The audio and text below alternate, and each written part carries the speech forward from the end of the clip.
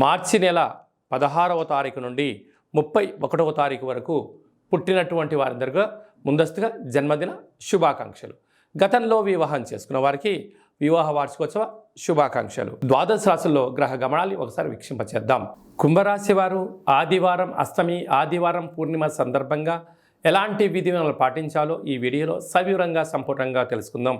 కుంభరాశిలో ఏ నక్షత్రాలు వస్తాయనగా ధనిష్ఠా నక్షత్రంలోని 3వ పాదం, 4వ పాదం, శతభిష నక్షత్రంలోని 4 పాదాలు, పూర్వభాద్ర నక్షత్రంలోని 1, 2, 3 పాదములు కలిపితే కుంభరాశి అవడం జరుగుతుంది. చాలామందికి పుట్టినటువంటి కాల సమయంలో డేటా ఆఫ్ బర్త్లో లేనటువంటి కారణం వలన పేరు యొక్క మొదటి అక్షరాన్ని అనుసరిస్తూ ఆ రాశిని తెలుసుకునే ప్రయత్నం అవుతుంది. అవి ఏ అక్షరాలు అన్నట్లయితే గు, గే, గో, సా, సి, సు, సే, సో, ద అక్షరాల వారందరూ కూడా కుంభరాశి జాతకులే. కుంభరాశి యొక్క అధిపతి శనేశ్వర స్వామి వారు.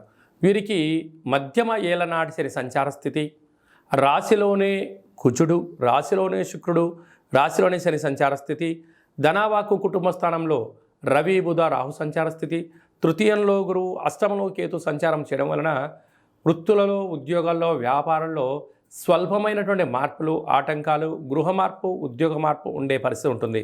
కనుక ఈ చిన్న చిన్న విషయాలకు మీరు ఆందోళన చెందనక్కర్లేదు.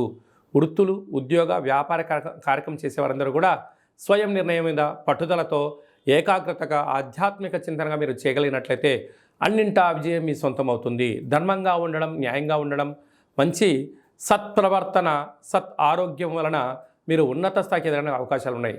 కనుక ఆరోగ్యాన్ని పాటించడం, ప్రతిరోజు సూర్య నమస్కారాలు చేయడం, ఈ తెల్లజిల్లేడు వృక్షం దగ్గర దీపం పెట్టడం, రురు కాళభైరవ స్వామి యొక్క పూజ అష్టమి తిథి ఎందున, ఈ పూర్ణిమ తిథి ఎందున ఆచరింపజేయడం, ఒక సౌభాగ్య పడుపు కట్టడం, కాళభైరవ హోమంలో పాల్గొనడం వలన శని ప్రభావం, కుజదోష ప్రభావం తగ్గి భక్తి మార్గం పెరిగి దురదృష్టం దూరమై అదృష్టం దగ్గరై అన్నింటా విజయం మీ సొంతం అవుతుంది.